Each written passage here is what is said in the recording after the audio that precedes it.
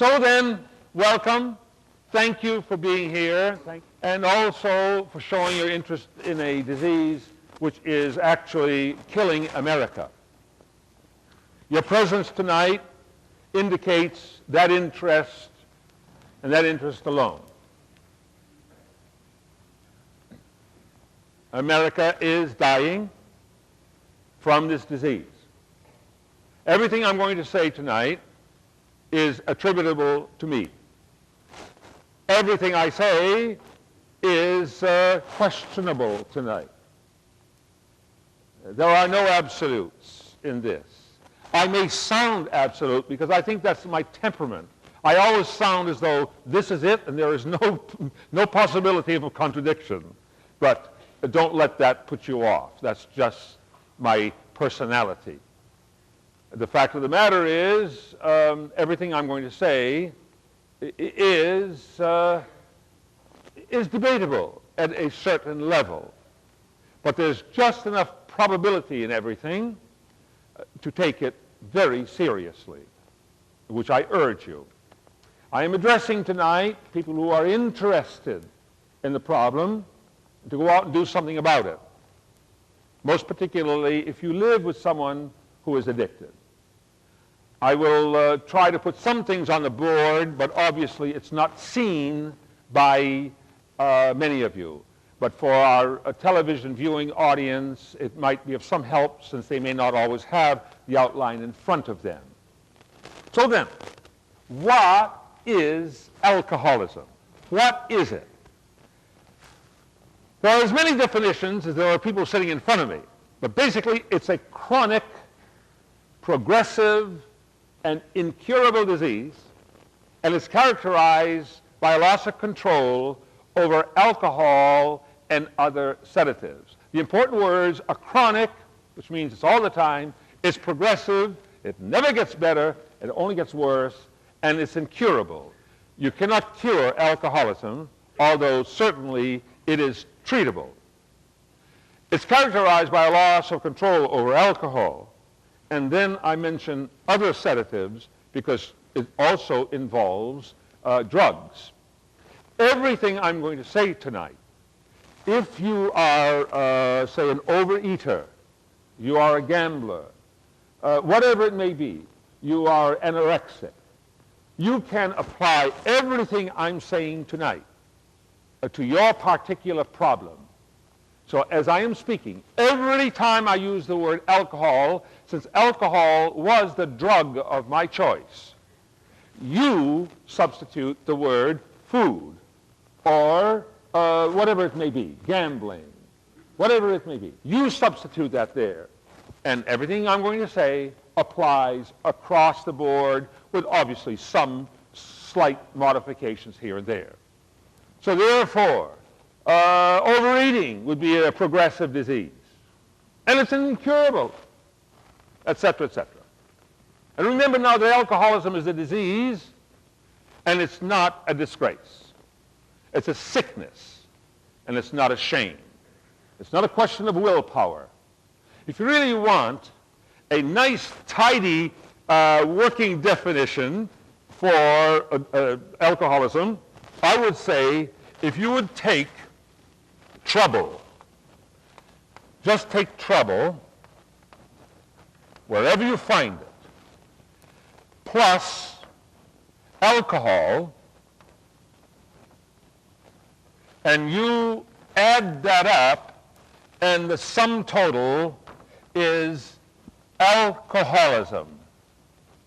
So when I say trouble, what do I mean? It goes like this kind of trouble. Helen says to John, John, you were a perfect ass last night.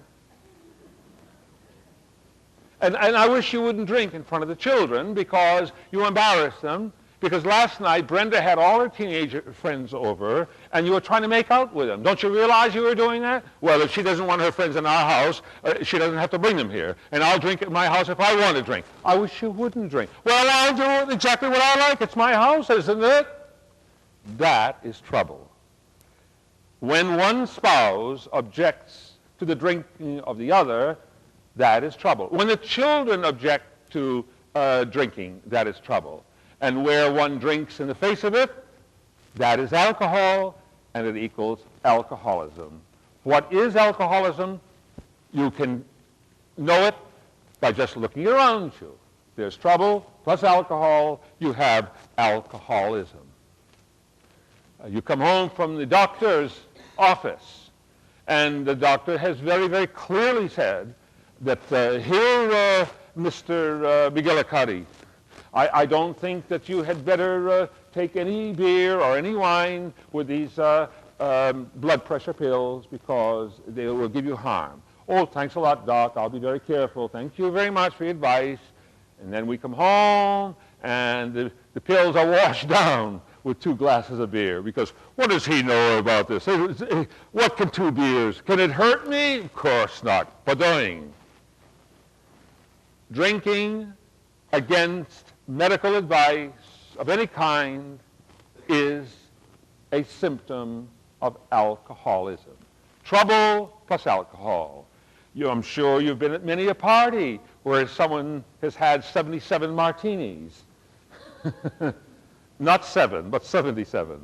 And who is going to drive you home? I'll drive you home. Sure, I'll drive you home. I'm okay. Everybody else is sober, you see. But he's going to drive you home because he can negotiate this. Huh?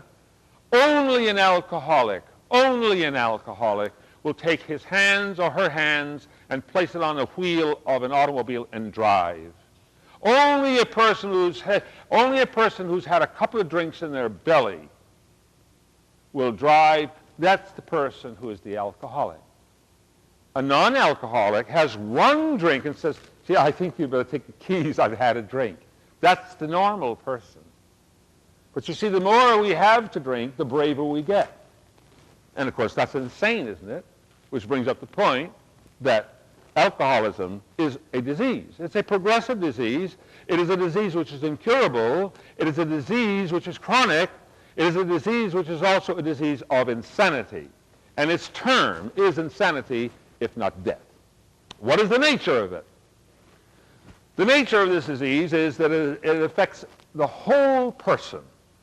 Alcoholism is a total disease that affects every single part of us. The spiritual side. The first effect of a drink. You take 1 drink, and what happens is that it pulls the shade right down over your conscience. First effect. And what do? You begin to do things that you ordinarily would never do. I've often thought to myself in my sobriety, thinking back, I wonder if I drank to do the things that I did, or did I do the things because I drank? Who knows? I'll never know. I'll check it out with God later. But that's the question. Spiritually, it does affect you. 1 drink. Psychologically, the personality is affected. 1 drink and a person changes. 2 drinks, they change considerably. Why? This is a mood-altering drug. The whole personality changes. You don't know the person. The wallflower suddenly begins to snap their fingers, you know. The lampshade comes out. Nice people get obnoxious. Obnoxious people get nice. My father, who died at the age of 99 years old, a noble man, a nice man, a man with lots of humor, and essentially a kind, good, provident human being. Yet nevertheless, when my father was drinking, he was evil. He was evil. I can remember as a youngster, you could be standing by the door, and in his normal behavior, he would come through the house with kind of roses in his cheeks and his blue shirt buttoned up to his neck, looking good. He was a handsome man, and he was glad to see his family and all of us kids, of which there were legion. And he'd grab you and he'd bounce you and kiss you and so forth. And then that was on his good days. Then in other days, as you standing by the door, waiting for him to come through the door, he would come through and he'd say, "Get out of my way, I don't need time for you." Bang! this lovely, wonderful, noble human being turned into a savage with a few drinks. My father was an alcoholic. And as a result, as a youngster, I can recall that my own life was turned upside down. Now, I'm not here to tell you tonight the story of my brothers and sisters. Let them tell their own story. But in order that I may be completely honest with you, I have to share with you some of these things in my own life which has kind of conditioned me along the way. And I didn't know. I didn't know what was coming through that door. And as a result, my own life was actually made very chaotic as a youngster. I was scarred. And those scars I carry to this day because I am the adult child of an alcoholic. And as a youngster, because of all of that apprehension, I had a very hard time speaking. Very hard time speaking. I could hardly speak, as a matter of fact, because I would stutter and stammer. And this is a habit which, unfortunately, I carry to this day. In point of fact, I stammer many times in front of you every evening. You aren't aware of it because I've learned how to deal with it and how to control it. And anybody who's got any brains in their head knows that stammering is the effect of emotional and unresolved trauma. And I may carry that to the day I die. The personality, when expectation is one thing, it changes to another by this deadly toxic substance called ethyl alcohol enters into the system. The whole personality changes. The whole personality changes. And physically, do I need to go on to tell you how it's shown physically, how alcohol changes us physically? My word, it's very easy. The hands shake, the nose becomes a raspberry, the eyes are roomy, the walk is unsteady, or it gets very steady, because there's nothing funnier watching somebody who's had a 2-3 too many trying to be very sober. Or driving as though they're glued to the wheel, very clearly showing that they're out of balance. And so the nature of this disease is that it affects the total person. Now, the substance involved in the disease is ethyl alcohol. Ethyl alcohol. E-T-H-Y-L. And this substance is such that it gets right straight to the core of the brain. Beer and wine are part of it. Oh, I am not a drunk. I don't drink that hard stuff. I only drink wine. Sure, you're an elegant drunk. You're an elegant drunk. Yeah? Elegant drunk. Beer might take you a little bit longer. Is the substance which has alcohol, and so does wine. And so we are, and now if you've lost me, I'm on section 1, ABC. And now I would like to continue in the substance area by sharing with you a concept, and it is just a concept. I don't hold it out as an absolute. I like to share it with you in a very general way. It is subject to analysis, but I find it makes a great deal of sense, at least in my own life. It's how this has affected me. The question comes up is, why is it that one person can take a drink and be all right, and the other person can take a drink and suddenly they can't stop drinking? What is it about us that somehow or other we can't seem to balance this out? One person drinks, they're okay, the other person takes a drink, and they're in trouble. Let's examine what happens. Let's take, for instance, the non-alcoholic. All right. So let's take this fellow over here, this nice happy guy, because he's very happy. He can have a drink and enjoy himself, and he's just as happy as can be. We'll put a couple of ears on him, jug handles. All right. And this is a non-alcoholic, the person that we would call, quote, a normal person. I like that, normal person. He takes a drink, and what happens? Let's follow the route. I am sorry if you can't see this board over here, but I'm explaining it all as we go along. When the non-alcoholic takes a drink, what happens? Say one, let's just take one drink of, say, what's your favorite? Don't answer that. Jim Beam? All right, Jim Beam. Let's say he takes a drink of Jim Beam. When that drink of alcohol goes into a non-alcoholic, ingested in a non-alcoholic, there is a toxic in that. There is a toxic in that. And that toxic, when he takes that drink is converted into what is called acetaldehyde, which is a toxic, which means poison. And we get the word intoxicated. So that drink is converted into a toxic substance called acetaldehyde. That toxic is further converted into a vinegar, which is also toxic. Now, that's in his system. And what happens? Well, nature comes along. Nature comes along and helps. Why? Because he's got to go to the bathroom. And he goes to the bathroom, and where the urination process comes along, and what happens is that this toxic goes right out of his system, and isn't that nice? And if this old boy sticks to one drink per hour, he's pretty safe. 1 drink per hour, he's pretty safe. That goes out of his system, you see. Now, am I saying that he cannot become an alcoholic? Anybody can become an alcoholic if they drink long enough and often enough. But I am saying in a normal sense of the word, 1 drink per hour, this person can stay pretty cool because he washes it out. It also, besides coming out in the form of water here, it comes out in carbon dioxide by breathing out the effects. So he gets rid of that toxic. Let's go over to the poor old thing here who is an addict. This poor old guy over here, this addict, looks familiar. You're gonna...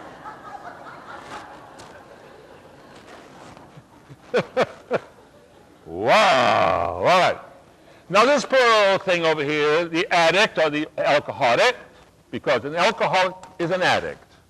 I am always amused when I hear someone, who is sipping a martini at a cocktail party, thanking God that they're not a drug addict. What are you? You see? What are you? It's a drug. It's a drug. Liquid form. It's a drug. We're drug addicts. So there, this poor old fella takes a drink, the same way as our friend Smiley over here. Takes a drink. What happens? The same thing. The drink turns into a toxic. It then turns into vinegar. And then old Hawknose here goes to the bathroom to do his pee-pee. And you know what happens? He can't unload the toxic. That's right. The toxic cannot be expelled completely from his system. Very mysteriously, while some of it may go out through the carbon dioxide process and the urinary process, mysteriously. And of course, this is a part which we will have to trust at the moment. I am not chemist enough to explain this all, but the fact I certainly can deal with. Mysteriously, this is drawn up. And in this addict's brain, from birth, there is the capability, from birth, of a drug, a substance up here, being manufactured already. And that substance is called tetrahydroisoquinoline. 2. Try that on your cornflakes, huh? Or as we call it, thick, THIQ. That's already up there.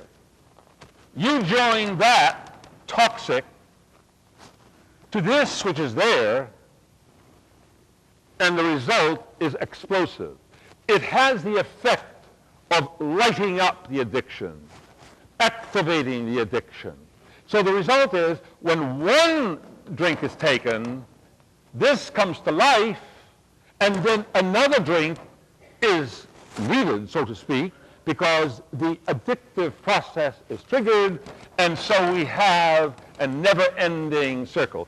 That's why you've had the experience of going to have a drink with someone, or you're going to a restaurant with someone, and you've had one drink, and that's quite enough. And then you say, well, could I have a second? And you say to yourself, oh, Lord, because you know what the rest of the evening is going to be like. Some people can stop at one drink. Other people can't. And there you have the chemical reason that in this process here, once this person takes a drink, he does not unload the toxic, but rather it is transferred up here into the brain. This person has a brain capable of producing this deadly substance, which is even more addictive than morphine, called tetrahydroisoquinoline, or thick, and it's there, it remains there, and this but adds fuel to an already banked fire. And this is why this person wants one more drink, and one more drink. For me, when I was drinking, 27 martinis were never enough, and yet one would be too much. I can recall going to a restaurant with other people. Say my host takes me to dinner. And I can recall this vividly. We go in there, we sit down, and I can't wait to have my before dinner drink, because, oh my word, dinner without a drink, it's savage. It's barbaric. Whoever has dinner without a drink, for heaven's sakes? Only savages do that. And there I am in the restaurant. And the waitress or the waiter comes over and says, will you have something to drink? I'm ready to shout, yes! And my host says, well, looking at me, hoping I may say no, well, are you going to have something? Yes, I think I will. Well, then I'll have, he says, I'll have a Tom Collins.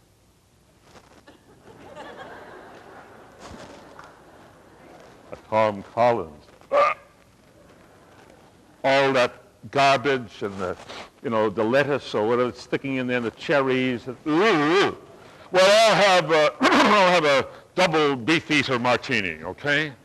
So it comes, and my friend is over there with his Tom Collins, and I'm over there going, pshing, see? And now we haven't ordered yet, so the waiter comes over, are you ready to order? Well, could I have another drink, please? You don't mind, do you? Oh, no, go ahead, have it. See? So I'm having another double martini, and he's over there still with his. And now we're having dinner. At this juncture, I am brave and arrogant enough, as all of we alcoholics have these wonderful character traits of arrogance and aggressiveness and pushiness. Have you noticed? And now I'm ordering wine. He's the host, but I'm ordering the wine. And the wine is coming. Of course, he's not having any. Why? Because he's still eating his meal with his Tom Collins. And now I'm looking at the Tom Collins over there, and the ice is beginning to melt, and all the lemon is beginning to wither, and the cherry looks as though it's been in the Hudson River for a few days. Huh? And now I'm over here on my third glass of Beaujolais. And now we have dessert. And the waiter makes a mistake of saying, will you have an after-dinner drink? Why not? A courvoisier or something. A courvoisier. Now we're getting very, very grandiloquent, you see. He's paying the bill, of course, you see. And there he is. He's still on his first martini. First Tom Collins. Yeah, you get that right there. You know the experience, yeah. And there I have gone through 2 double martinis, 4 or 5 glasses of wine, a couple of glasses of courvoisier, and I'm looking around to see if there might be a little bit more, and he's still sort of, taking his Tom Collins, and now the ice is all melted, and the whole thing is looking like yesterday's dishwater. That's the normal person. I'm the abnormal person. That's what it comes down to. And why is that? Because once an addict takes the drink, it's triggered, and the cycle begins. The cycle begins. So you say to yourself, well, who is born that way? Who is born that way? Wouldn't it be nice if we could have a little litmus test or something? We could find out who is born that way, and then we could do something about it. Well, believe me, we can find out. There is research that supports a theory, and it is only a theory, that there are some persons who, by very reason of their ethnic backgrounds, cannot really ever drink safely. And so therefore they need to think very seriously before they take a drink. Because every time they take a drink, it's like Russian roulette. Who is it that's born with this particular factor in their blood that once they take a drink, they become addicted and they become repetitious? A factor which we could call, I suppose, an X factor, since we don't know what the name of the factor is, do we?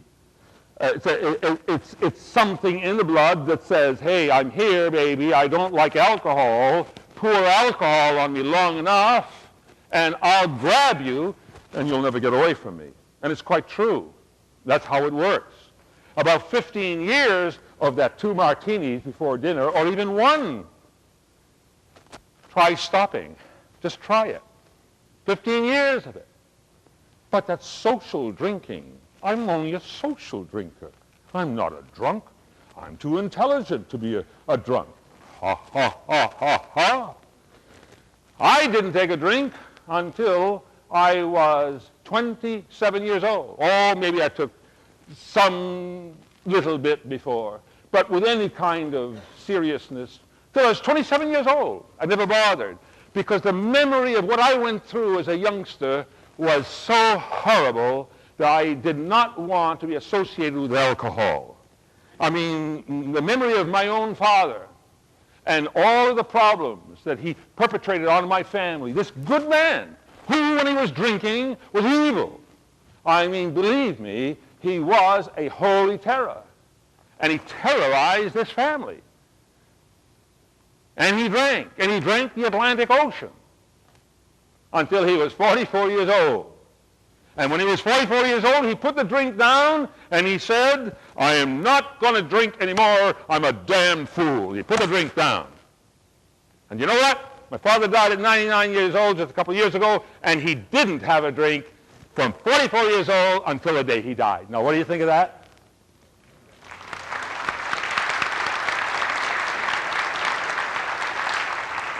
Now, the day that my father put the drink down, my mother picked it up. But she wasn't any falling down drunk, don't misunderstand me. Sweet lady, wonderful woman, great mother, in many, many ways. But the fact is that she liked her little beer.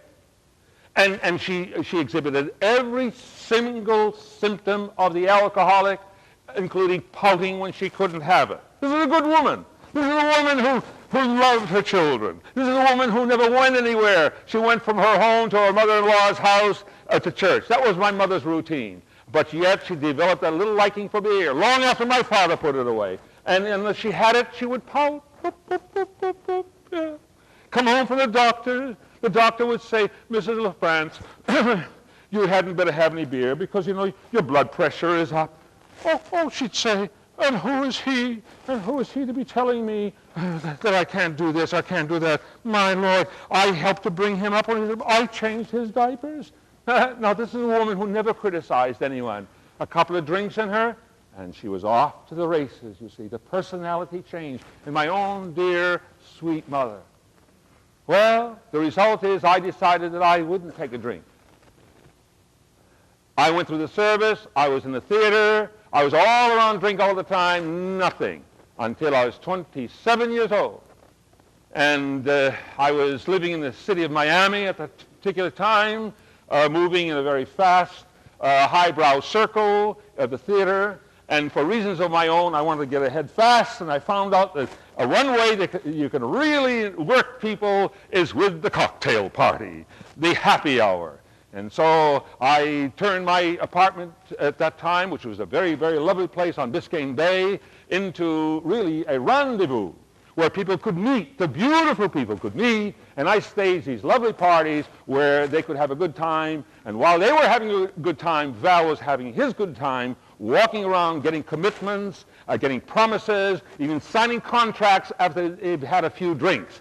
I learned that with alcohol, pour it into someone, and you can get practically anything that you want. Why? Because the reason becomes blurred. And I realized this is all wrong. What I'm doing is wrong in the back of my head. I wasn't drinking, but I was facilitating. I was enabling others to do this. And the result is it began to get me. And my conscience was bothering me. And I discovered how to take care of that fast. In a short while those people were on their way to my cocktail party, coming up in the elevator, old Val was out in the kitchen learning what a couple of good fast belts of scotch will do to dull the conscience. And so it began. Social drinking. And now I had a couple of drinks, and so when they came in, I was, oh, all right, how you doing? Glad to see you. Haven't seen you for a long time. Real phony. And I graduated from that to a martini before dinner and a little wine with my fish, a little white wine with my fish, right? Don't you have a little red wine with your roast beef? What kind of a tacky house do you come from, all right? Okay? That sort of thing. So just social drink, a little Benedictine after dinner, maybe a little touch of Hagen Haig as I watched Johnny Carson late at night. And there you are. That was the extent of my drinking. Was I an alcoholic? Of course I was not an alcoholic. Don't you tell me I'm an alcoholic. I was a highly educated, well-known, popular figure in the theatrical world. I couldn't possibly want to be one of those old drunks that you see with their face all full of dirt and slobber. Not I. I was a highly intelligent man in the mainstream of life. I was a gentleman. I was no drunk. I drank every day, but I wasn't a drunk. I was a social drinker, something that cultivated people do. And there you are. And with that habit of drinking for 3 years going on, you see, I never realized what was going on in my system because I knew nothing about alcoholism. I knew my mother had been drinking, not that bad, but enough. I knew my father was in trouble. I knew that certainly some of my brothers and sisters were in some form of trouble, but it never occurred to me that I was in kind of an heir to any of this. And so for 3 years, from the age 27 and 30, I drank socially. And suddenly, I'll not bore you with the details, but you know when I walked into the novitiate, and they put this habit on me. I was there about 5 days, and suddenly my system came to a rude awakening because I couldn't eat in the novitiate. I couldn't eat in the monastery. I couldn't get my dinner down because my stomach was going like this all of the time. And why is that? Because, you see, this place, they weren't serving drinks before dinner, the cheap joint. They weren't serving me a drink, and my stomach was beginning to rebel. My physical system didn't like it. I went to the monastery doctor. He couldn't find a thing wrong with me, sent me back with a bottle of Maalox. And I took it, and that was the end of that. I settled down. It takes 10 years, approximately 10 years, when I was going through to train a person like myself. And so for about 10 years, until I was ordained a priest, and I was just about 39 years old, I did not drink. There are about 10 years there that I can say that as far as drinking is concerned, it does not exist to any intents and purposes. Not at all. Don't tell me I'm an alcoholic. 10 years as an adult, I stopped drinking, you see? So I'm not an alcoholic. So don't you point your fingers at me. Besides, I've seen you take a couple of drinks in your life, so don't tell me. Typical alcoholic behavior. Did I recognize it in those days? Not at all. And then they ordained me a priest. And I was ordained at the age of 39. Now I'm on the street. Out of the monastery. I'm all set to go. I got a collar around my neck, right? I got my Bible in my right hand, my bingo license in my left. I'm all set to go. I'm assigned to a large northeastern city in a nice fancy place, and I make a startling discovery after 10 years of sobriety that, what do you know, in this place they have a recreational bar. Ho, ho, ho, ho, ho. And why can't I have a drink? Celebrate my ordination, celebrate the fact that I'm an adult. Most men at 39, now about 40 years old, they have 5 children. Why can't I have a drink? Why not? You deserve the drink, Val. You deserve a drink. And I took a drink. And I took 2 drinks. And I took 3 drinks. You see, because once I start taking a drink, I can't stop. Why? Because I have this factor in my blood. I have this X factor, which somehow or other bespeaks this whole chemical difficulty which goes on in my system. I was born that way, that says, pour enough into me and I'll grab you, and I'll grab you. And I didn't realize I was already, the beginnings of the grabbing was there. I never knew that. And I also didn't know the fact that I come from a family which is not only of French-Canadian heritage on one side, but Indian on the other. And do you know who is born that way? Who is born so that he or she takes a drink? They're probably on their way to becoming full-blown alcoholics. The number 1 on the hit parade, the Indian. The Indian. Number 1. Now, do you know who number 2 is on the hit parade? And they hate being number 2 at anything. The Irish. But like Avis Rent-A-Car, they always try harder.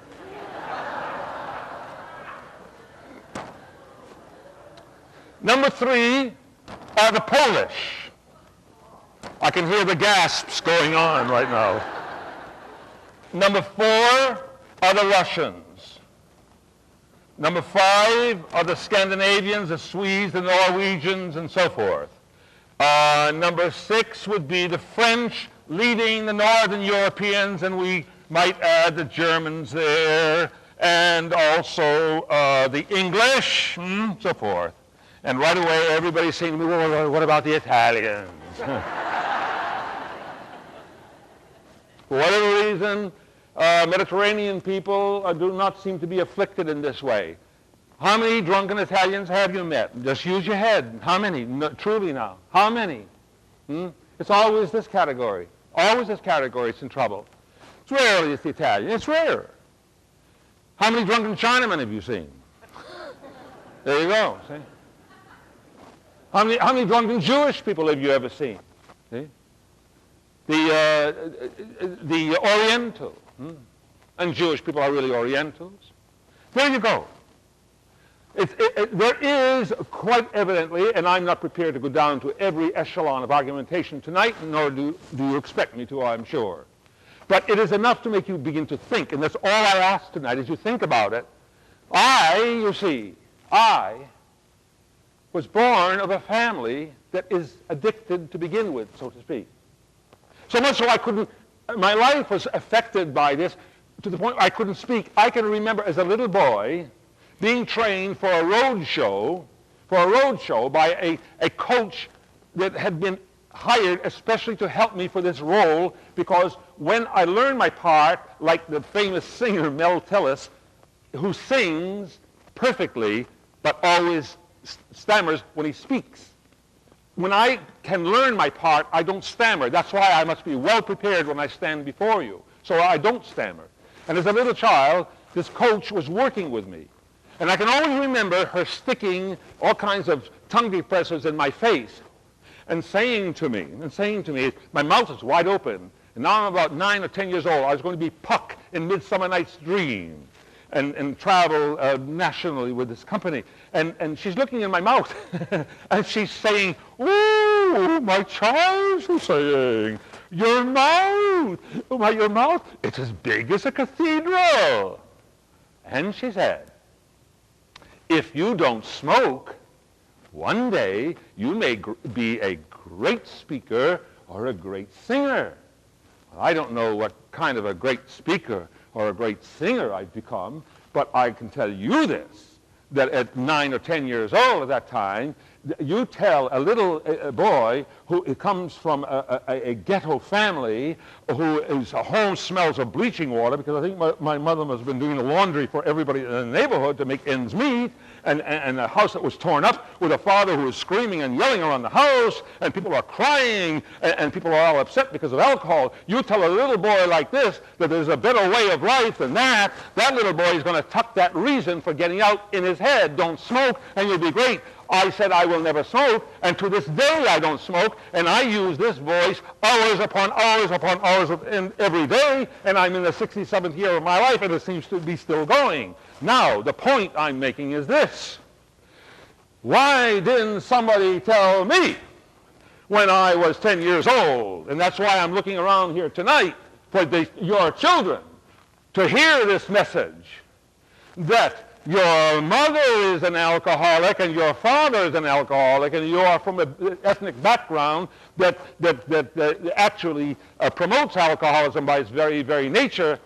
Why didn't someone tell me that?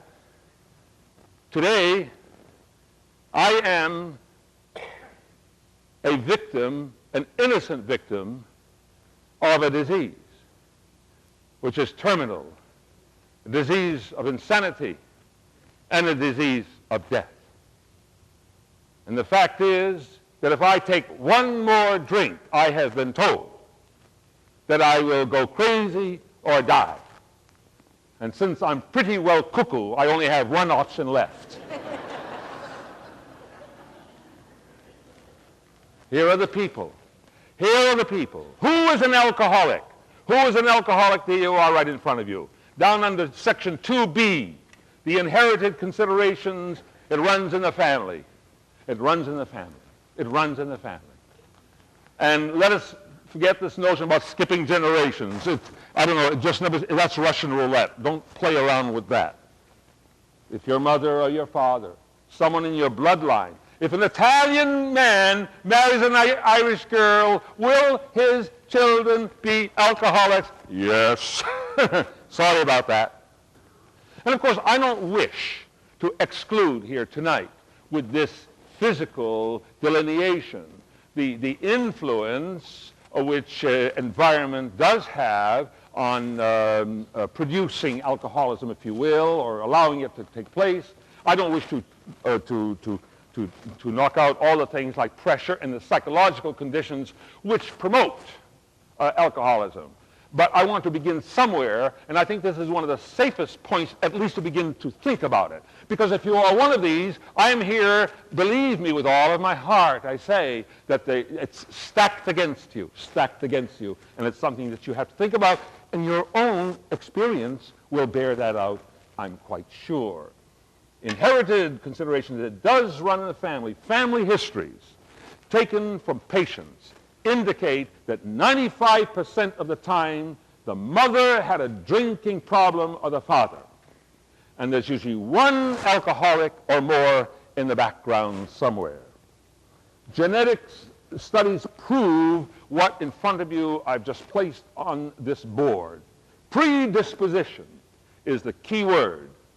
You're not born an alcoholic, but you are predisposed. I was a predisposed alcoholic, and quite innocently, and I say that before God, I had no notion. And isn't it astounding that a man who has been all around the world, who has been in a very sophisticated society of the arts, the fine arts in his life, who as a priest has been well educated in a leading seminary in this nation, could be ordained a Catholic priest and know zilch about alcoholism. The only ones, you see, as ignorant as we priests were at that time, the only ones second to us in ignorance were the medical doctors of that particular era. Our medical doctors today are far more hip. But at that time, when I was a young man, just ordained in my 40s, most medical doctors had had the great sum total of 2 hours exposure to alcoholism as a disease in their total studies, and therefore most MDs knew nothing about alcoholism. As a matter of fact, in my own particular history and my problem, when I was ordained and I began to drink that way, I began to drink the first month out. And once I began to drink, I couldn't stop. The result is I got good and drunk. By the time I was 4 months ordained, I was a full-blown drinking alcoholic, legally drunk every single day. And I knew nothing about it. And if anyone would dare to infer that I was drinking, who are you to even talk about that? Yet that's how it goes. You lie once, and then you live that lie. You lie once, and the lie goes on. And I learned to lie, and I learned to hide. And the ideal of my life, for being a priest to me was the greatest event of my life. And I loved my priesthood, and I love it to this day. But you see, this thing settled into my psyche. I didn't know what this was all about, but I couldn't ask you about it. Because any alcoholic has a pathological, absolutely paralyzing fear of asking for help. So if your spouse, or your son or your daughter doesn't want to discuss their problem, that's part of our disease. That's part of our disease. We have a paralyzing fear to ask you for help. And on the other hand, if you offer help, and we want that help, and yet we'll say, get out of my face, I don't need your help. Get out of my face. I can recall being in a sister's convent in Halifax, Nova Scotia one night. An enormous place. So enormous that it had 2,500 windows in the place and about 1,000 doors. I know because I tried every one of them one night to get out of there, okay? And I had been drinking. I'd come off the plane. By that time I was into even heavier drugs. And I can recall in the middle of the night awakening or coming to, which would be more like it, since you never sleep when you're drinking. And I was so sick that I was about to die. And I was vomiting, and I was in a completely helpless state. Now, there was a button in that suite, purposely put there for an elderly priest, that if there was an emergency, you could ring it. I could have rung that button, and 9 nuns would have jumped out of the wall to help me. And if they did, I'd say, get out of my way, I don't need your help, I don't need your help. Why? That's normal behavior for an alcoholic. An alcoholic will not welcome your help one single bit. He wants it. She wants it. Help me, help me, help me. Don't help me. Get out of my way. It's a disease of insanity. And I shared in that. I shared in that. I got so sick from drinking. 1 month out, a full-blown alcoholic. For 8 months I went through this. One day I can even remember that I couldn't get from the bathroom to my bed, or the bed to the bathroom. That's how bad off I was. Every morning, I hated to face that morning. You know, a Catholic priest is supposed to get up every morning and worship at the marble altar, right? I was getting up every single morning worshiping at the porcelain altar. Ugh! This is what was going on in my life. I went to a doctor. Oh, always go to the doctor. The doctor will take care of it. The doctor will give you a pill. I went to the doctor. And it was one of these doctors who knew very little. He examined me thoroughly. Couldn't find a thing wrong with me. His diagnosis was that I'm just a high-powered, overexcited, very dramatic guy. I've heard you preach, Father Val. You exaggerate everything. Don't worry about it. You're going to be all right. And here's a couple of pills. And you take these home, and you take these pills, and you'll be all right. And if you need any more of these pills, let me know. I have an 800 number. Wherever you are, I'll prescribe for you. Oh, ho, ho, ho, ho, ho. And he gave me the pills. They were little pills, little white jobs. I've forgotten, little white, blue-white, Valium. Oh, you know? Sure. Why do you think they call me Father Val? We needed that laugh, didn't we? Huh? We needed that laugh. Yes, yes. Oh, yes. We needed a sense of humor. Huh? Everybody needs a sense of humor. I didn't mention that tonight, right? Boy, the sense of humor, how we need it. Hmm? God must have had a big one. Huh? If you don't believe it, look in the mirror when you go home tonight, right? And if you don't believe that, go home, take off all your clothes and look in the mirror. You'll have a good laugh. But the fact is, I went to the doctor, and he gave me pills. And there, I took those Valiums, and I went home, and I took my Johnny Walker Red down from the closet. I poured me a drink like that, put those Valiums down my throat, and knocked it back. Wow, what a trip. And imagine, all prescribed. All prescribed. That particular year, I was assigned to Germany and France and Italy for the United States Air Force, preaching as I'm preaching right now. And I was to fly to all of these assignments, and believe me, I flew. I didn't need a plane, dear hearts, I flew. And in this condition, I went down worse and worse and worse. Stuck down into a hole. I cannot explain to you the depth into which I went. I couldn't talk to anybody about this. I performed. I was the greatest performer in the world. Why? Because I'm the greatest con artist in the world. Every alcoholic is. And I have a great corner on the con. Why? I've been trained. I've been trained to stand up in front of crowds. I've been trained to talk for hours. I've been trained to hold audiences' attentions. And I used all of that. I used that. That was my stock in trade. Why? Because I didn't want anybody to know that I was in a condition that I was in. I was a drunk. And at that juncture, I went into other drugs. I did everything but to put it into my veins. There I stopped. But the rest of it. And how I got it, I didn't steal any of it. I didn't pick up the collection and go out and get drunk. But I managed to get my liquor. Oh, yes. Why? Because we're smart. We drunks are smart. We'll con you out of your socks to get a bottle. I can remember one year I had 12 birthdays in 12 different towns. I announced it. And there'd always be a bottle at the rectory the next day. Would you be giving this to poor Father Val so he could have a nice happy birthday? Thank you, baby. Huh? And so the first thing that ever went into my luggage was not my rosary. My Bible wasn't the first thing that ever went in my suitcase. There was a bottle of scotch, nicely wrapped in a towel so it wouldn't jounce, you see. And nobody touched that except me. And I brought it right onto a plane, put it right next to me, and when that girl came by with the coffee and the tea and the me and the rest of it, I said to her, no, thank you, I don't want anything. Big deal. Hypocrite, you see. I wasn't going to drink. I wasn't going to order a drink on the plane. Why not? Give me an orange juice. And when she was gone, I would lean over, get my Johnny Walker scotch, and pour it into the orange juice.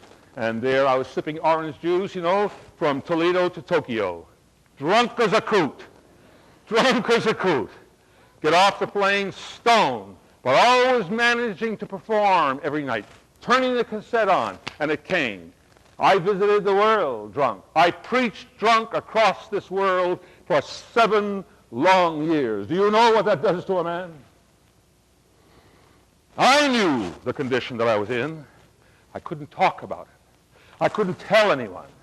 No one could catch up to me because I moved too fast. It's nobody's fault. But whose fault was it? I didn't know. Was it my fault? I'm supposed to be good. I was ordained. I'm supposed to be a good man. And here I am. I'm a rotten hypocrite. I'm standing in front of thousands of people, and I can't even run my own life, and I'm trying to run theirs. Every symptom of alcoholism I showed clearly. And as your outlines will show you, there are 3 basic symptoms that you should be looking for at the people around you. There's an early stage of this disease. I had it. Now I know I had it. The early stage, I showed every sign of it. Just enjoying alcohol. Drink before dinner. Doesn't mean anything. I've been drinking for 20 years. I'm not a drunk. First system. Do you want to know the definition of an alcoholic, a good one? I'll give it to you. Here it is. I'm not an alcoholic. There you are. Best definition that there is. I'm not an alcoholic. Here's another one. I can handle it. Here's another one. I can take it or leave it. You always take it, though, don't you? There's your definition. Those are all symptoms. Symptoms. Driving drunk without even thinking about it. You drive with at least two belts under your belt. And there's no doubt in my mind, at least, that you're on your way if you aren't there already in alcoholism. Only an alcoholic will touch a wheel with that much liquor in their system. Memory blackouts. Woo, honey, I don't see the car. Where is it? How did we get home last night? I don't know how we got home last night. Well, where's the car? I don't know. Here we are in Homdel. Where's the car? I don't know. Phone rings. You left the car in Newark. And you laugh about it, see? It's very funny. Fact is, one blackout is an irrevocable sign that there is irreversible alcoholism there. In the middle stage, which is a crucial stage, after about 15 years of drinking, now the time comes. Now, these stages are very important because in a minute, we're going to get to what can I do about alcoholism, okay? So learn these stages. The first stage, little you can do about it. We'll talk about that in a minute. Why? Because people are happy. It's happy time drunk, see? It's good time drinking. It's the happy hours. It's lovely. It's social. Nothing you can do about it. Having a good time. The second stage, this is where you better move in. Why? You don't do it now, it'll never get done. Absenteeism from work. Absenteeism from work. Poor job performance. Financial problems. Change in moral and ethical behavior. And marital problems, and particularly impotence. Don't ever worry about if your man is running around while he's drunk. Don't worry. Don't worry about that. He can't do it, so don't worry. Can't. The bottle is his sex. The bottle is his sex. Same thing with a woman. The bottle is her sex. Don't worry that she's going out, partying. The bottle becomes his sex. That's the middle stage, which is the crucial stage about after 15 years of, say, social drinking. And we begin to fall apart. The late stage, which is chronic, I'm afraid there isn't a great deal you can do about the person because they've become subhuman at this point. And I think you've seen this yourself. A lot of street people are in this condition. Their brains are full of water and mush, and their liver is so extended that they're walking around and you can hear them coming down the street. The water is sloshing and their legs are out this way and the nose is out this way, and the brain is just flickering. There's very little that you can do. And when a person is not caught in the middle stage, chances are they will slip into that chronic stage, and then it's too late. The overriding symptom of alcoholism is, in fact, denial. Denial. I'm not an alcoholic. And this denial extends to the whole family. My daddy isn't an alcoholic. Mama is an alcoholic. She said she's not. She just likes to drink. Even the children will get the denial. And of course, denial, when it is at work, is the prime obstacle to recovery. In order for a happy recovery, there must be a full acceptance of the condition, an honest one, and a certain humor about it all. Because where there is a humor, there's a healthy recovery. Once again, a sense of humor is so important, so important. And so denial is a built-in system. If I admit, you see, I have a problem, then I have to stop drinking. And I don't want to do that, and so I deny it. I deny it. So these three stages are crucial now to what I would like to talk about what you can do about all of this. I want to talk about two concepts. I want to talk about confrontation, and then I want to talk briefly about intervention, both of which are crucial to recovery. This is the what can I do about it stage. And once I've done those two things, I will merely witness to my own recovery briefly, and we'll all go home. All right? Confrontation. Everybody wants to do something about the alcoholic. What can I do about him? What can I do about her? May I suggest that in confrontation, it must start with yourself. Confront yourself. Be honest. Learn all the facts and put them to work in your life.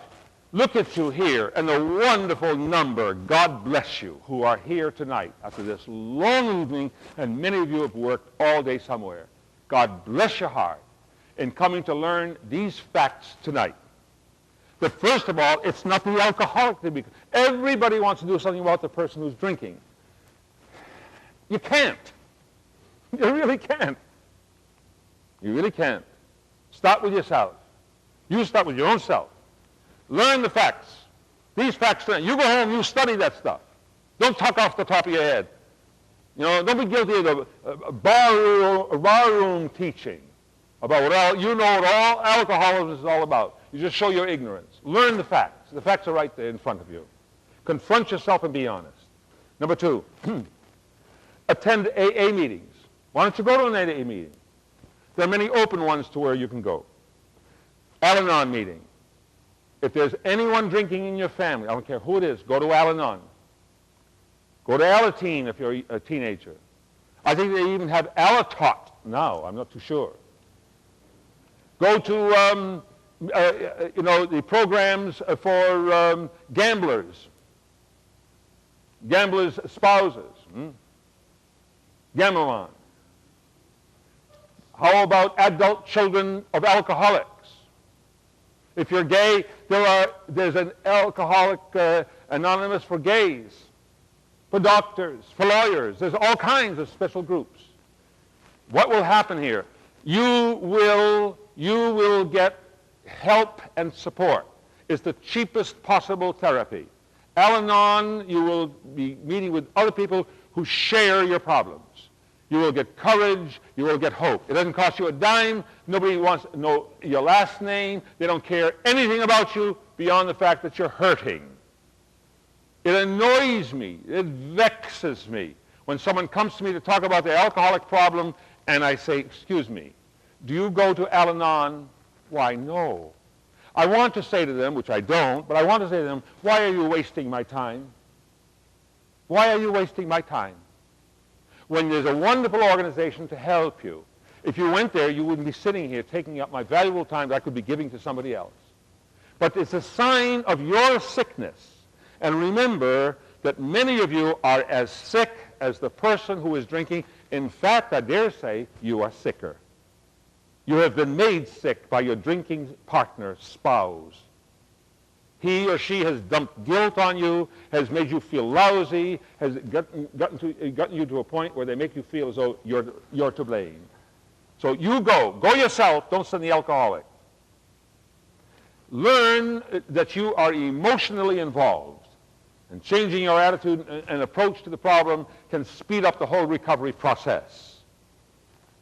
And most assuredly, you have to know that love is only love when it includes these 3 dimensions. Number 1, it must include, above all, compassion. Yes. But it must include justice and discipline. That amounts to one word, and it's called tough. Love must be tough. There's a time that you're going to have to say to someone, I love you, but if you aren't in AA by January the 15th, you're going to find your bag packed on the front doorstep. And then if you let that bum in, you let him in January the 16th and he didn't go to AA, then you deserve all the pain that you get.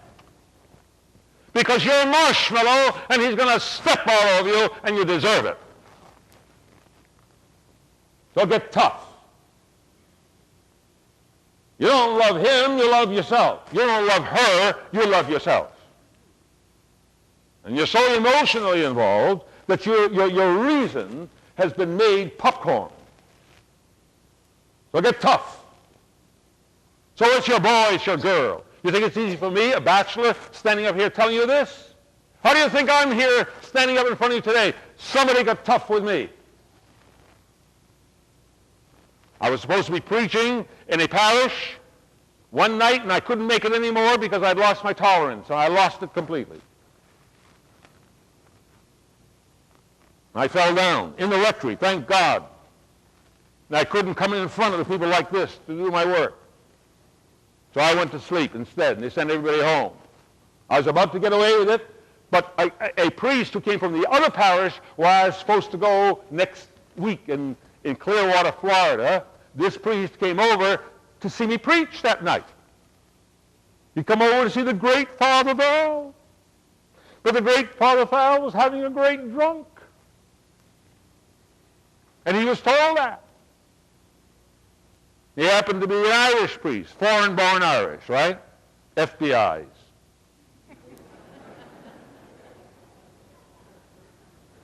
And he says, well, he says, I'm not having a drunk in the parish. So he went out and he picked up the phone, he called my superiors, and he said, what do you mean sending me a drunken priest from your parish? I don't want him. That was it. He pulled the plug on me. Yeah, he pulled the plug on me. I could have killed him. But he did me the biggest favor in the world, because 24 hours later, I was in a drunk tank getting better. But the fact of the matter is, you've got to be tough.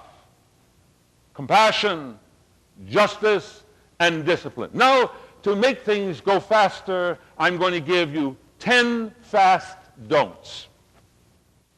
Don't allow the alcoholic to lie to you. We're liars. Stop them cold. Boom, right there.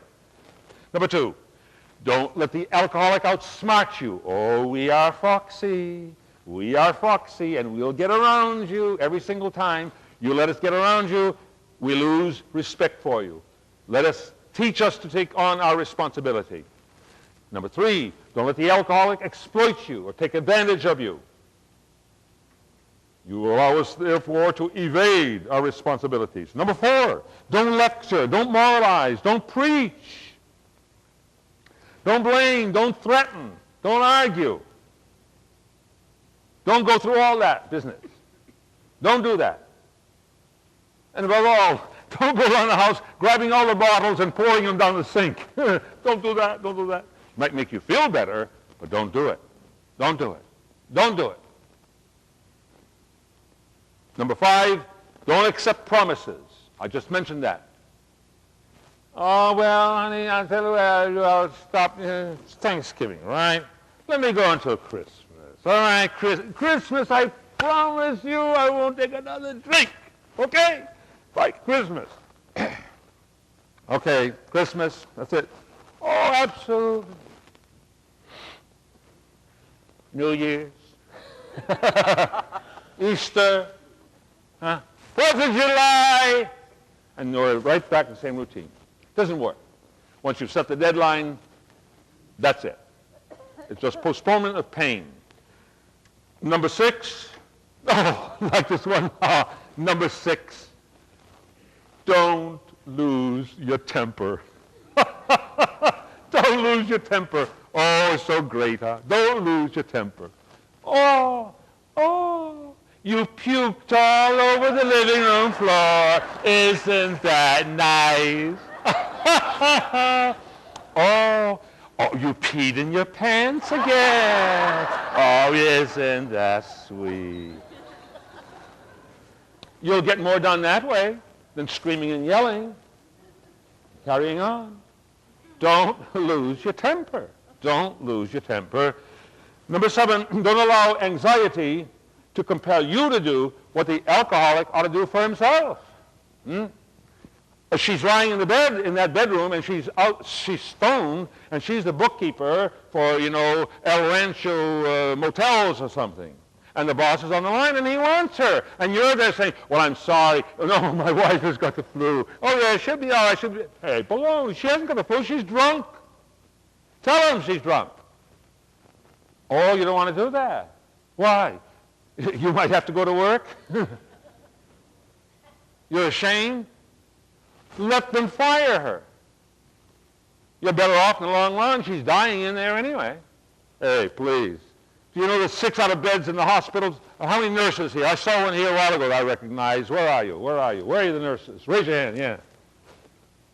6 out of every bed, or 10 beds in the hospitals, is alcohol-related in some way. Or they'll put other things on there.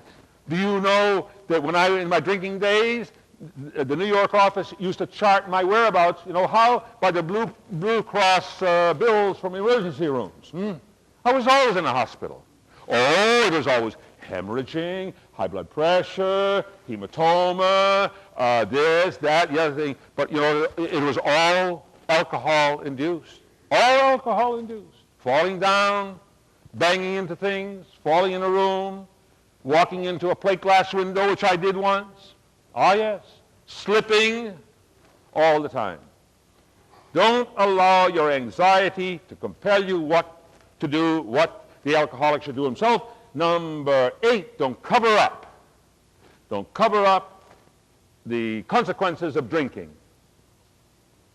Your wife suddenly discovers the checkbook, and you suddenly realize that she's paying $27.50 for 1 loaf of bread. Hey, something's wrong here, right? And what she's doing, of course, is hiking checks. So you remove the checkbook, but she finds an old one, another one, and she writes a check for $100 for a fly swatter or something, see? And there's no money in the bank. And you rush down to the bank because you want to cover that check, because you don't want the sheriff at your door, because your wife and the mother of your children might go to jail. Let her go to jail. Better she goes to jail than she dies. I had a couple of people come in to say to me about their mother and their father. This was in Florida. These were real class people, you know? Real, I mean, the whole bit, the Gucci shoes and all the Levi's, the whole bit. They come in and very top drawer, and they're so ashamed that their mother is drinking too much. And they give me this whole long story about she's running up and down the sidewalk with her clothes on at 2 o'clock in the afternoon. She's in bed smoking, the whole place is on fire. They give me this whole horror story about their dear, sweet mother who's 74 years old, who's a lush. What can they do? And I listened for about 20 minutes. I said, very simple. There's the telephone. Pick up the phone and call this treatment center, which was right there, and they'll send an ambulance out and get your mother into the ambulance and get her to treatment. What do the neighbors say? What are the neighbors saying right now about your mother running up and down the street without any clothes on? What are the neighbors going to say when your mother dies in the bed? All right? If your mother had a cancer or a sore and it was full of pus, and she said, I'm not going to the hospital, wouldn't you call the ambulance and say, you're going, Mom, and that's it? So what is it with us that we have this disease, this traumatic disease, and we sit by and we allow our beloved ones to die? Huh? Don't cover up. Number 9, don't follow these things I'm telling you as rules. They're just guidelines. And number 10, don't put off the reality that this disease is a progressive one, as I pointed out at the beginning. It's not going to stop. It's never going to stop. It goes right on. Right this minute. My disease has been progressing for these past 8 years in my head. I have been producing this horrible tetrahydroisoquinoline within my own head. I suppose it's there. And that's why if I take a drink, I'm worse off today than I was 9 years ago. And that's why I drink grape juice at Mass and not wine. That's why I do that. That's why I won't take anything with alcohol in it. I won't even take cough medicine. It has alcohol in it. I won't even take mouthwash because it has alcohol in it. I don't use mouthwash. Maybe you've noticed. So there you are. That's confrontation. Confront yourself. Can you confront him or her? Yes, you can, but you'll rarely be successful. Why? Because, I don't know. We just are not amenable to confrontation from our own. But do it. Get it out of your system. Tell them how rotten they are. Get the kids in there. Let the kids tell them. Kids make the best witnesses. Get your evidence all piled up. At least get it out of your system. Instead of confrontation, I urge you to what is known as intervention. Get somebody else, in other words, to do your dirty work. Intervention. The best interveners for you are the employers. They're employers. You face someone with the fact that they're going to lose their job unless they sober up, you'd be surprised. It works. It works. Perhaps you can get the employer on your side. Give him your evidence and let him do the work. Maybe you can get a good lawyer, a friend, a priest. Call up AA. Get a couple of good old professional drunks out to your house. They'll do the job and do it well. Intervention is the most effective one because it's objective. You're so emotionally involved, I'm not going to listen to you. You always say that. I wouldn't be in this condition if it wasn't for you, you old hag. I'm sorry I married you, you know. And so it goes. And so very sadly, confrontation is not that successful. Intervention is, and I certainly say to you, the best interveners are employers, superiors, priests, AA representatives. And the aim of intervention is not to accuse.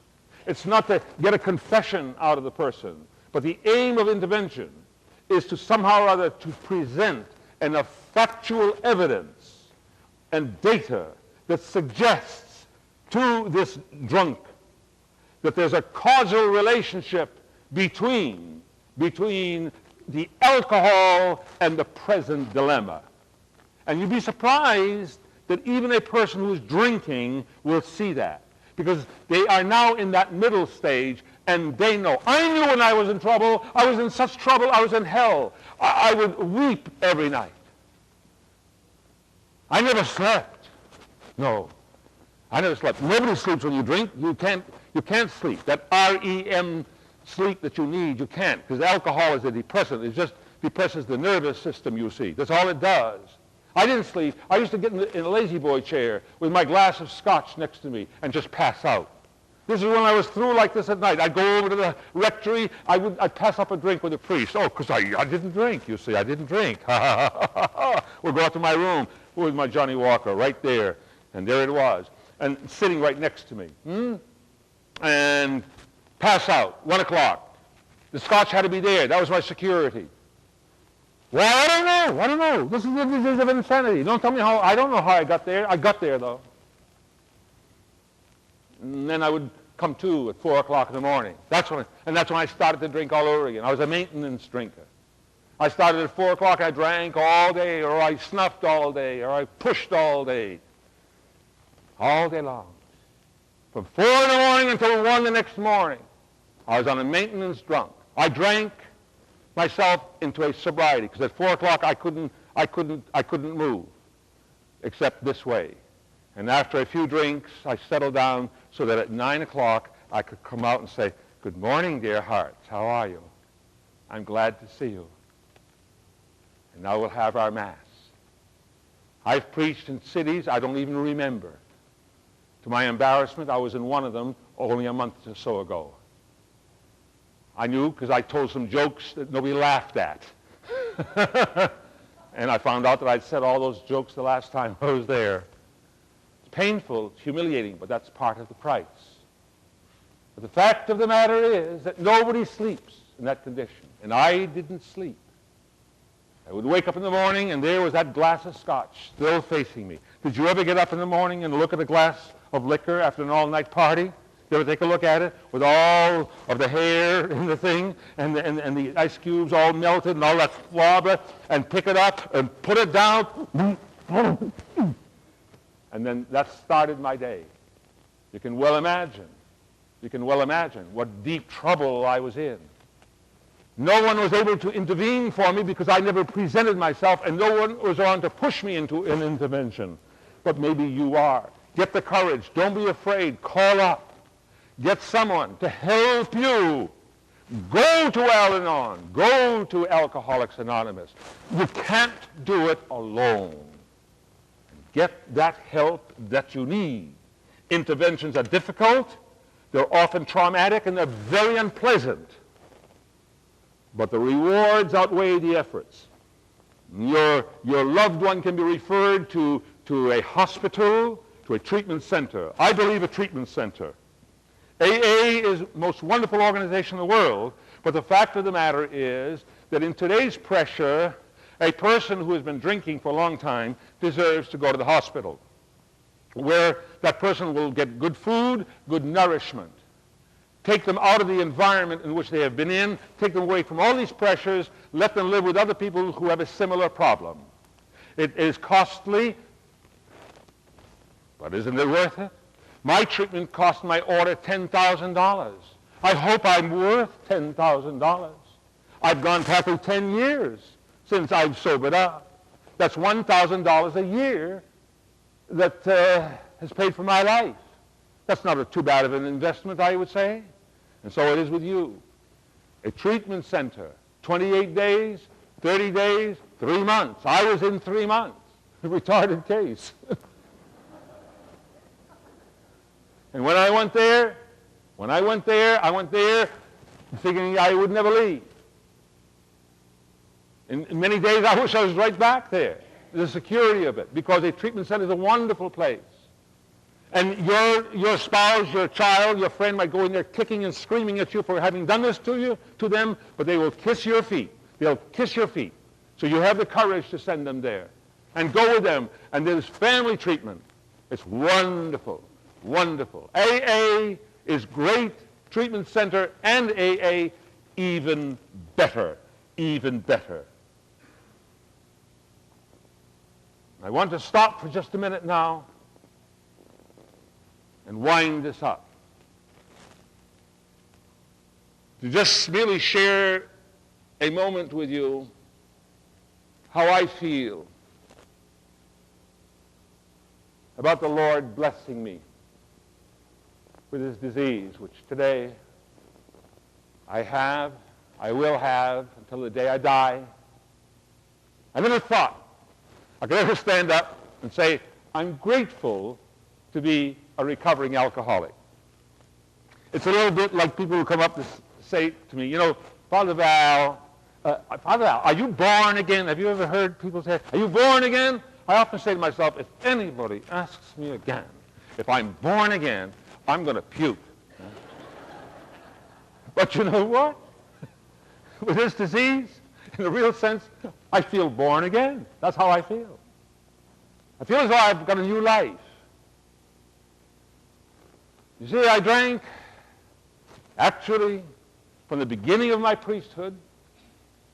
I didn't, for 6 years of my actual priesthood, I didn't drink. I did a piece of work that I didn't want to be drinking during that time. But then I started again, and for a good 15, 20 years, I drank hard, and I was drunk and drugged out most of the time. And all this time I kept saying, God, what is happening? Why are you on my back? Let me go. I went to jail 3 times. Do you know what it's like for a priest to be sitting in a jail cell? And I sat there saying, what in hell am I doing here?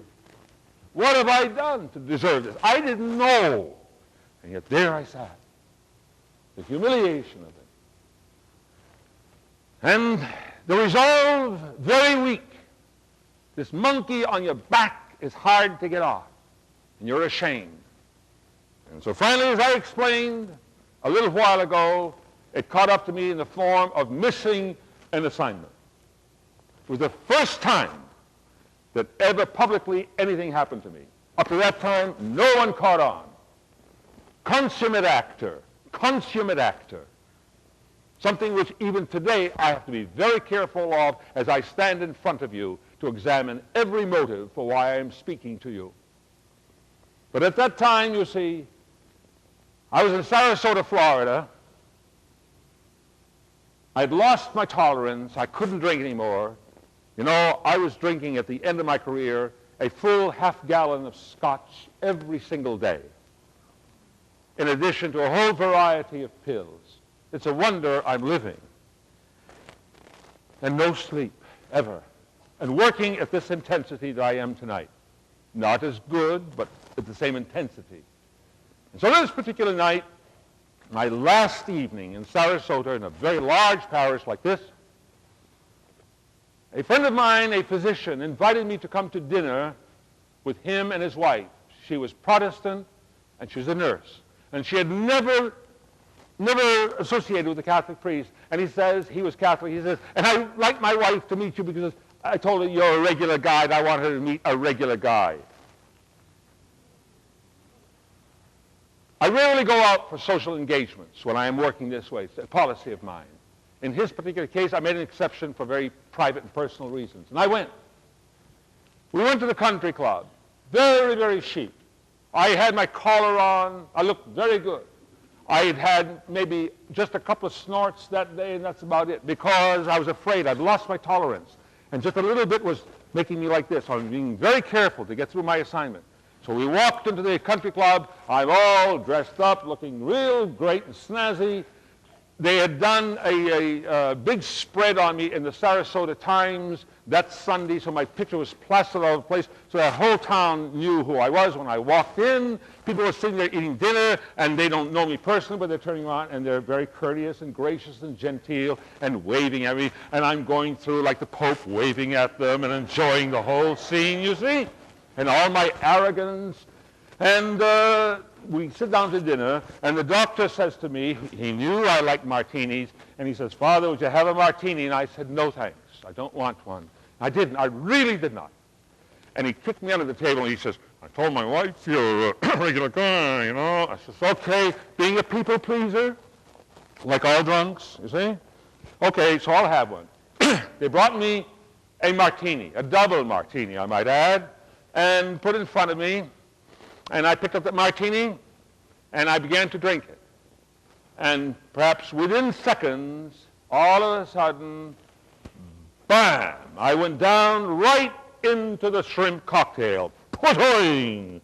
2 waiters came by, picked me up, pulled me right back through that whole restaurant where I'd just gone through doing this, and here I got shrimps hanging from my nose, and my collar, and cocktail sauce all over me. The whole humiliating bit right through the restaurant. I don't even know how I got back to the rectory where they laid me out, and I explained to you, I went to sleep, and I got fired. I got fired. That's what happens. I got fired, and I wound up in Guest House, Lake Orion, Michigan, which is a drunk tank for priests. On that plane, let me tell you right now, going there because I made up my own mind that I would go. I was so tired. Oh, God, I was so tired. I was so sick. I was sick and tired of being sick and tired. Because for the past 15 years, I hated myself. I hated everything I did. I felt I was a rotten, no good phony. And that's how I felt. On that plane, I just didn't care. I just didn't care. There I was, well into my 50s. And I said, "Man, your career is ended. It's over. You've blown the whole thing. You've got an international reputation, but who the hell is going to hire a drunken priest?" And you know that if ever this gets in the paper, and it did get in the paper, and I understand that whole business of publicity, and it got in there, so that if anybody has got 2 eyes in their head and they're reading the paper, they saw it. And as a result, I said to myself, well, you're all washed up, and nobody will want you. There'll be no reporter waiting at the end of this assignment. You're not going to preach, Val. You're sitting here going to a drunk tank. And when that plane landed in Detroit, Michigan, it would have been very easy for me to just take another plane and just go to Tahiti or something. But I said, no. That devil back there, I know all about him. And I don't want to go back to him. The one in front of me can't be that bad. And I went to the treatment center. And they didn't even have to open the door for me. They didn't have to open the door for me. I mean, I was able to crawl right under that door. That's how low I felt. They brought me to my bedroom. I looked at my bedroom, and I expected a cell. I expected chains. I expected to have bread and water. They're going to punish me. I was a no-good priest who deserved to be punished. Stupid. I didn't know anything about alcoholism. Even now, all I knew is I had failed. I was a failed priest. And I deserved to be punished. And that's how I went. And I looked at the bedroom that they offered me, and you know what? Never in my life have I seen as beautiful a bedroom, ever or since. I said, well, if they treat me this good, I can't be this bad. And that was the beginning. That was the beginning of the treatment in this guest house, where I was treated as a guest with dignity. A drunk. They're treating me with dignity. They're serving me my meals in the dining room. They're asking me to dress up as a gentleman for dinner. They're pulling me out of this whole hole to remind me I'm a human being.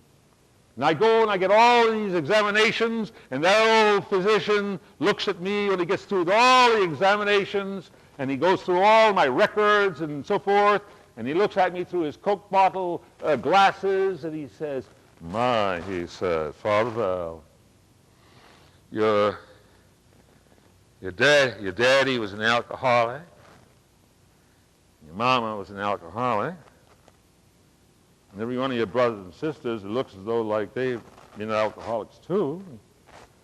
Some Indian in you, right? Did you expect to get away with this?" I said, "Now I'll tell you, son." He called me son. Called me son. All of a sudden, I'm that little boy back there, waiting for his father to come through the door to talk to him. "Tell you, son," he said, "you can't drink anymore." He said, "You're not evil, you're sick."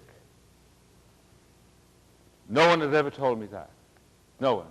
Nobody had ever said to me, "You're sick." All I've ever heard is, "When you're drunk, you're no good." And that's not true. That's not true. We are a diseased people. This is a disease. And the disease needs to be treated, and that's exactly what happened. And for the next 2-3 months, I received treatment. I was taught I don't have to drink. I was taught alternate ways to live. I was taught a lot of the background, the psychology of it, some physiology of it. People treated me nicely. No one put me down.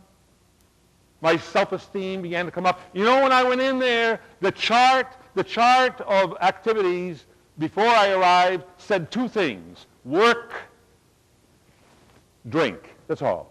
Work, drink. That's all. It didn't say, you know, recreation, go to a concert, go to a basketball game, go golfing, swimming. None of that was there. It was just work and drink, work and drink. Today, that's all changed. That's all changed today. And I feel good today. I can imagine I can drive my own van today. I could never do that before. I never drove when I was drinking. Thanks be to God. I was always able to get somebody to drive my car for me because I was so afraid. Gee, yesterday afternoon, I was like a child. I drove yesterday, I drove into my office in Jersey City, only to get there to find out what I wanted. It was in Manhattan at our other office on Lexington Avenue. I went all the way over there, and I drove all the way back here, and I took my assignment in here last night, and I'm no worse for the wear. Wonderful. I have so much energy today. You're all going to be worn out tomorrow. Yeah. And none of this is coming out of a bottle. I enjoy every day. Every day is like a miracle to me. It's the most beautiful thing. I don't have to drink. I don't have to drink to have a good time. I don't have to drink to work. It's wonderful. I thank God. I thank God for this experience. I am blessed. I am blessed by this disease of alcoholism. It has turned me into a whole new world of appreciation. I never knew what wonderful gifts God has given me. I never knew what a wonderful life this is. Today, every day is a precious day. Every night is a precious night. Every experience I have is tremendous. I have no fear in me. I don't fear anyone. I don't fear the Pope. I don't fear the bishop. I don't fear the pastor. I don't fear the cops on the Jersey Turnpike. I don't fear anybody. I have no fear in me. And when fear goes out of your system, love comes in. Love comes in. I'm very, very happy. And so tonight, dear hearts, I just want to tell you that there's one grateful man here. I have but one priority, and that's AA, to go to AA, and not to drink. That's my number one priority. I'm grateful. So then tonight, dear hearts, before we leave here, may I say to you, may I say to all of you, and certainly to Almighty God, a great thank you. I thank God. I thank Guest House, where wonderful counselors helped me. And if ever you get a note or a letter from Guest House like Orion, Michigan, remember, they help to restore priests like me to preaching and to life by treating us. So help Guest House. Send them $1, send them whatever you want.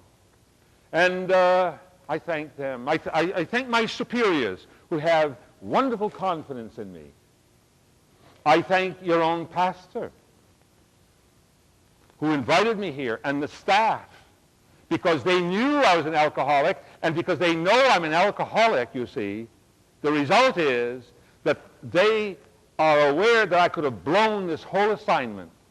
I could take a drink tonight, and it would be all over. So I thank them for inviting me and taking a chance on me.